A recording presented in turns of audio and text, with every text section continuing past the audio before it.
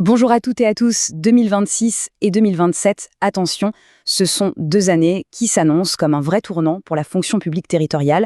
On parle de plusieurs réformes majeures qui sont dans les tuyaux depuis un moment et qui vont tout simplement impacter le quotidien de chaque agent. Alors on regarde ça de plus près ensemble pour décrypter ce qui nous attend. Voilà notre programme. On va commencer par poser le décor, le contexte général de ce grand virage.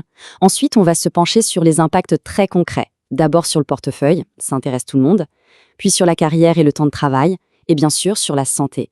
Et pour finir, on verra comment on peut s'adapter et agir face à tout ça. Allez, on attaque tout de suite. Première partie, pourquoi est-ce que ces années sont si importantes? Pour bien le comprendre, il faut jeter un œil au contexte global dans lequel tout ça s'inscrit. Et attention, on ne parle pas de simples petits ajustements là. Non. Ces 2 années, c'est vraiment la concrétisation d'une transformation assez profonde. Des réformes qui ont été lancées il y a longtemps arrivent enfin sur le terrain, et leurs effets vont se faire sentir. Et tout ça, ça se passe dans un triple contexte qui est, disons-le, assez complexe. D'abord, un contexte budgétaire très serré, avec une grosse pression sur les finances locales et un gel annoncé du point d'indice. Ensuite, un climat social tendu, où les conditions de travail sont vraiment au centre des préoccupations. Et enfin, un cadre juridique qui n'arrête pas de bouger, avec tout un tas de nouvelles lois et de décrets. C'est ce mélange qui donne forme à tous les changements qui arrivent. Bon, et tout ça, concrètement, qu'est-ce que ça change sur la fiche de paye et dans le portefeuille? C'est sans doute la question que beaucoup se posent, alors voyons ça en détail. Le gros morceau ici, c'est la réforme de la protection sociale complémentaire, la fameuse PSC. En gros, qu'est-ce que c'est? C'est tout simplement l'obligation pour l'employeur de participer financièrement à la mutuelle et à l'assurance prévoyance de ses agents. Et ça, c'est une avancée majeure. Il faut bien comprendre que ça se fait en 2 étapes. Pour la prévoyance, c'est ce qui couvre par exemple le maintien de salaire en cas d'arrêt maladie, l'obligation est déjà là depuis début 2025. Et pour la partie santé, c'est-à-dire la mutuelle, ça devient obligatoire à partir du 1er janvier 2026. Alors concrètement, ça donne quoi en chiffres? Pour la mutuelle santé, à partir de 2026, l'employeur devra verser au minimum 15 € par mois. C'est un plancher, une base légale. Évidemment, des accords locaux peuvent prévoir plus et c'est tant mieux. Et pour la prévoyance, la participation minimale obligatoire est de 7 € par mois. Ça, c'est déjà en place depuis 2025. Regardez, avec cet exemple, c'est limpide. Imaginons qu'une mutuelle coûte 40 € par mois aujourd'hui, sans aucune aide de l'employeur. Eh bien demain, avec la participation minimale obligatoire de 15 €, le coût pour l'agent passe à 25 €. C'est un gain de pouvoir d'achat direct, net et tangible.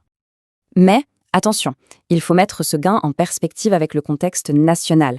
Le gouvernement a parlé d'une année blanche salariale pour 2026. Qu'est-ce que ça veut dire? Tout simplement, pas de revalorisation générale du point d'indice qui sert de base au calcul du traitement de tous les agents. Et cette pression budgétaire au niveau national, elle va forcément se répercuter localement. Il faut s'attendre à quoi? Probablement à des remplacements plus difficiles à obtenir, un recours plus fréquent aux contractuels pour des missions bien précises et des primes qui seront utilisées comme le principal levier pour ajuster les salaires. Mais le portefeuille, ce n'est pas tout. Loin de là. Ces réformes, elles viennent aussi redessiner les perspectives de carrière et la façon dont on gère son temps de travail. Voyons voir comment.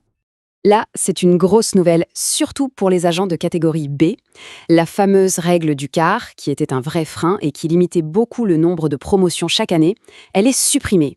Ça va donner beaucoup plus de souplesse aux employeurs pour gérer les avancements de grade, et ce, dès les tables d'avancement de 2026. Un autre outil qui évolue, c'est le compte épargne-temps, le CET. Juste un petit rappel pour celles et ceux qui ne connaissent pas bien, c'est ce dispositif qui permet de mettre de côté des jours de congé qu'on n'a pas pris pour les utiliser plus tard de différentes manières. Alors attention, c'est là que ça change vraiment. La nouveauté, c'est que la collectivité peut maintenant fixer un nombre maximum de jours qu'un agent peut se faire payer chaque année. Le plafond total de 60 jours sur le compte, lui, ne change pas. Mais la possibilité de monétiser ces jours chaque année, elle, peut être limitée. Ça demande une gestion presque financière de son CET. Ce tableau le montre très bien. Avant, si une collectivité le permettait, on pouvait se faire payer ces jours sans limite annuelle. Maintenant, si l'employeur décide de fixer un plafond à, disons, 5 jours par an, eh bien on ne pourra se faire payer que 5 jours cette année-là. Ça devient donc super important de bien connaître la règle qui a été fixée localement. Après la carrière et le temps de travail, il y a un autre pilier essentiel de la vie professionnelle. C'est bien sûr la santé. Et c'est un domaine qui connaît lui aussi une évolution assez marquante. Là, le changement est radical. Actuellement, la visite médicale de prévention, c'est obligatoire tous les 2 ans, au minimum. Un projet de décret propose de passer à une visite tous les 5 ans pour la plupart des agents. Seuls ceux qui sont exposés à des risques particuliers garderaient un suivi plus fréquent. Évidemment, ce projet ne plaît pas à tout le monde, loin de là. Comme le montre cette citation, les organisations syndicales territoriales sont montées au créneau. Pour elles, c'est une dégradation claire de la prévention et de la santé des agents, et elles ont exprimé leur opposition très fermement. Bon, on arrive à notre dernière partie. On a vu tous ces changements, qui sont quand même assez nombreux. La grande question maintenant, c'est on fait quoi? Comment on passe de l'information à l'action? Pour y voir plus clair, ce petit récapitulatif visuel est bien utile. Il résume les points clés qu'on a vus, la PSC, le pouvoir d'achat, les carrières en catégorie B et le CET. On voit bien ce qui est déjà acté et ce qui va dépendre des décisions locales. C'est une bonne synthèse à garder en tête. L'idée, c'est vraiment de ne pas subir ces réformes, mais d'être proactif. Ça peut passer par 4 actions concrètes. D'abord, bien vérifier les garanties de la nouvelle protection sociale. Ensuite, suivre de très près les nouvelles règles d'avancement dans sa propre collectivité. Puis, bien réfléchir à comment utiliser son CET avec les nouvelles règles locales. Et enfin, s'informer et participer au dialogue social.